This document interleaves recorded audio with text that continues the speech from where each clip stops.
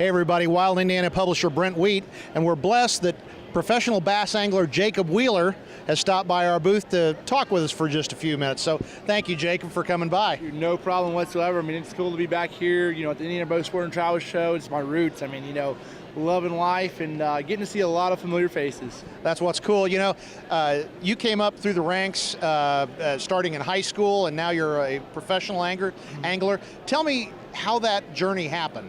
It's been a long journey for sure, but I started fishing when I was really young with my dad right here, right on Eagle Creek over here, and I grew up fishing with my uncle and my dad, and then about 10 years old I looked in a little old B.A.S.S news magazine or something and seen that there was a kids tournament, kids derbies. I'm like, Dad, I gotta go fishing against all the other kids, and they're like, so it was a B.A.S.S affiliated deal. I fished that, and I just fell in love with competitive bass fishing. That was like, oh my gosh, that's what I wanted to do. It's always what I wanted to do. And then started fishing some of the BFLs and qualified, to fish the BFL American. And that's ultimately the only chance that I felt like I had. I had like $300 in the bank account before that tournament. And so going to that and fishing and winning that event when I was 20 years old, that's sort of how it all happened. Well, very cool. So, sometimes people, especially young people, think, well, I don't know about tournament angling and all that. And what I'm finding myself just being out here at the show this year is there is so much interest on a high school level, on a college level. Mm-hmm. And I know you're very interested in bringing along younger anglers that maybe this doesn't enter their thinking, but it's the kids that get involved in it really love it. So it's unbelievable. I mean, it is the future of our sport. Those kids, whether it's high school, college, or even younger than those high school kids. I mean, that's what I love to do. I normally try to take a weekend at least every year, and obviously I have a busy schedule, but give back to those kids, because that's what I grew up doing. I used to fish all those high school events, junior tournaments back in the day, and now they're high school events, and man, I always looked up to a lot of these pros, and it was cool to spend the day. So I've always taken a group of kids every year and take them to those events. And so the big thing that I think that a lot of the guys, like when they want to be a professional angler, or they want to do this, or they want to do that, they mess up on is these younger kids are telling them, oh, you got to go to Patoka, you got to go to Monroe, because those are where the majority of the big tournaments are. Right. Go to places that have fish. Go to Geist, go to Morse, go to those places that have a lot of fish, Boggs, West Boggs. All those places have a lot of fish in them now. You can get a lot of bites, in the months of May when it's warm through July, August, and get a lot of bites and have fun. I mean, you don't only learn when you're, like a lot of times when you're getting bit. That's when you learn. You don't learn a lot when you get one bite in a day's time. So for me, I tell a lot of these younger kids, go out there, fish your neighborhood pond. I've learned so much from a little neighborhood pond or a strip pit. I mean, it's unbelievable how much you can learn. So go out there and catch fish and have fun. Absolutely. So as a professional angler, you do it for a living. What has been maybe one of your best days as a tournament angler?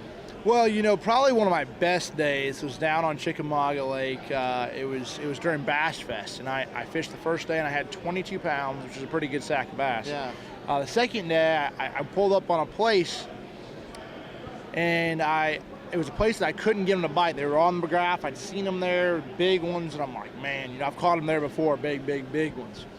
And I throw that hair jig out there, and I was throwing a big hair jig, and I reel that hair jig up, and I get my line, it goes slack, dunk. I'm like, there he is, 9.5 pounder. Oh my! Make another cast and catch an 8. Wow! And so I end up having close to 29, 14 or something, and it was probably my best professional tournament day, but probably my best weight overall was here in the state of Indiana, believe it or not, over 30 pounds on Geist Reservoir. And so my buddy Brian Johnson and I, we were out there. The place we caught a lot of our fish on was frozen the day before. It was really cold. It was in March on Geist Reservoir, and we had 30-48 in our best 5. Wow. It was one of them special days. But those two were like my top memories. Obviously because I was here in Indiana, the state I grew up in. Yeah. Guys with 30-40, the biggest bag I ever had in a team tournament, and my largest tournament bag, at Chickamauga, and ultimately went on to win that B.A.S.S Fest event. Against, second place was Kevin Van Dam. So beat Kevin Van Dam out of winning, the man himself, out of winning that event. That's fantastic. So what is your favorite Indiana water? Would it be Geist?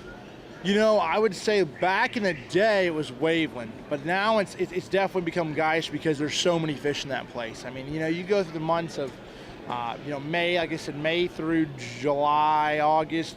I mean, you can go out there and catch 50 to 100 bass. Yeah. At certain times. Now, I know where a lot of them suckers live at, but I mean, even if you just went down the bank, you go out there and catch, 10 or 15, 20 bass. And that's pretty good for the state of Indiana. That's good, anywhere. Yeah. I go around all over the country, and people are like, well, Indiana's tough. And it is. A lot of places, the Ohio River's a tough fishery. Moore's can be, Geist, and those are all, can be tough fisheries.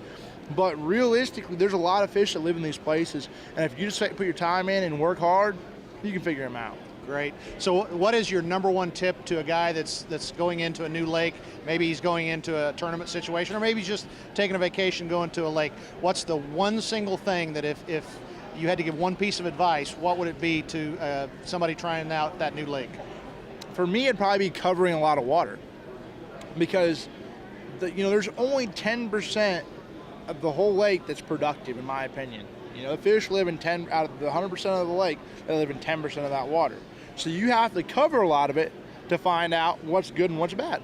So cover a lot of water, and normally by doing that, I'm throwing accent spinnerbait, accent buzzbait, crankbait, stuff like that, fast-moving stuff. If I'm bass fishing, to find where they live at.